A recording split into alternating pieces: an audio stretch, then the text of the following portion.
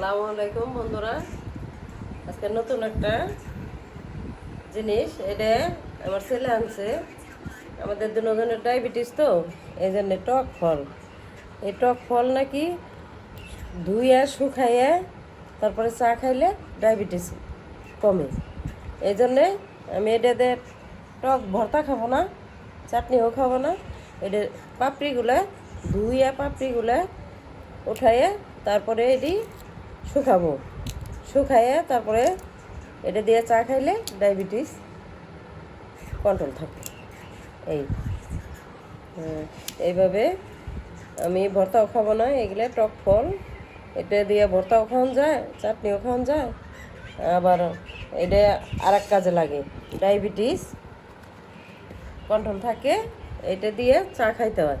এটা ধুয়ে ধুয়ে শুকাইয়ে তারপরে রেখে দিলে একটু একটু দিয়ে দিয়ে চা খাইতে হয়।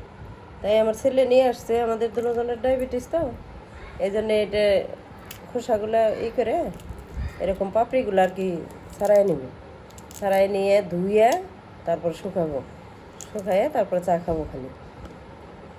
টক ফল, হ্যাঁ,